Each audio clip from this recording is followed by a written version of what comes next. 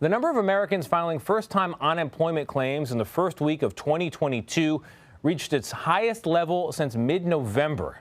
The U.S. Labor Department reports 230,000 new claims were filed for the week ending January 8. That is up 23,000 from the previous week. It's also well above the financial experts' estimate of 200,000 new claims.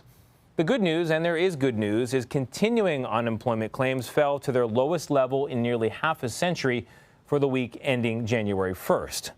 Joining us now for more on this is Lori Bettinger. She is the president of Banc Alliance, a network of community banks, and she is also the former director of the Troubled Asset Relief Program under President Obama. Lori, we think financial experts know more than we do about what's going to happen with the economy or unemployment claims, but everybody's kind of guessing. It's a tricky business.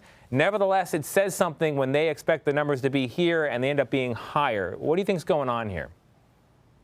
Well, that's a great question. I happen to think the more certain someone is about what's going to happen in the future, the more skeptical you should be. And this is such a great example of what happened this week of, I think it felt like, okay, there were these expectations and then these first-time unemployment claims didn't quite meet them. But when you look at the numbers on their face, they don't feel terrible. I don't know if you want to call this a positive reading, and of course, if you're, someone who's claiming unemployment for the first time and you're affected by this, it feels very material to you.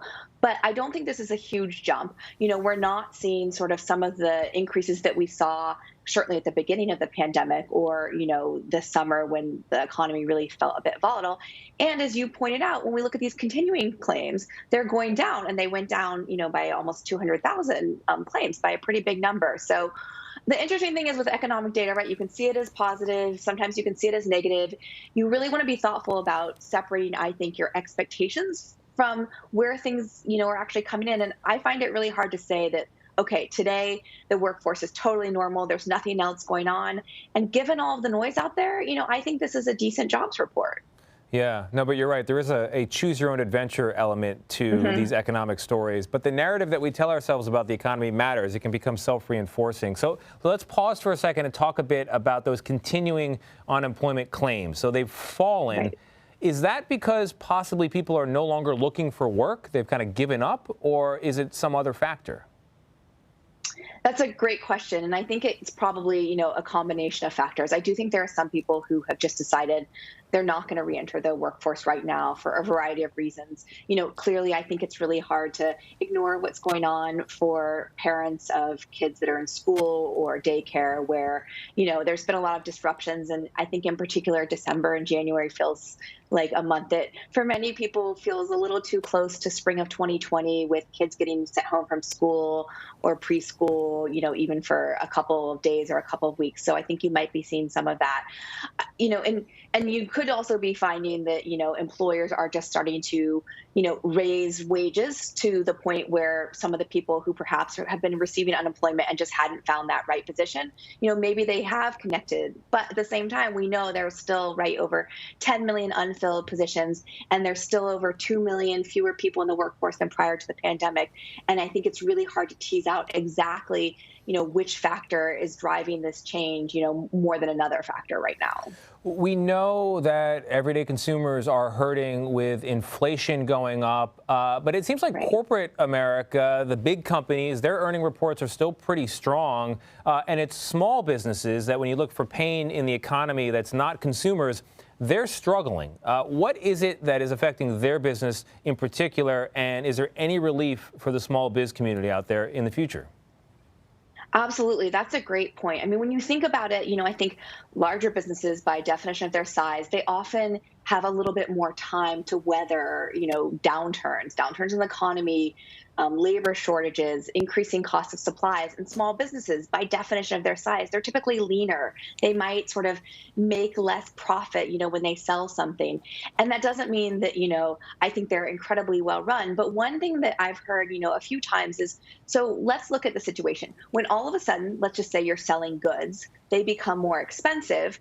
One thing you can do is say, hey, since I know that the price is going to go up in the future, why don't I try and buy more now? So let's just say I'm a bike store and I usually have 25 bikes in inventory. Why don't I try and buy 100 bikes so that, if the prices go up, that won't affect me as much, because sometimes small businesses don't think that they have as much of an ability to increase their prices on, that they're selling to their customers.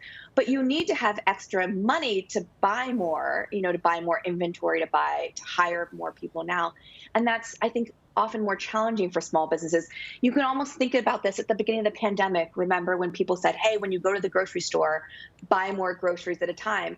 Well, that's fine if you are able to afford doing that. But for people on a tight budget who are used to, spending $100 at the grocery store every other week, telling them all of a sudden to just spend $200 and double their groceries isn't so easy. So I think small businesses have really found themselves in a challenging situation, coming off of a couple of years where many small businesses have been living and breathing pandemic-related challenges nonstop.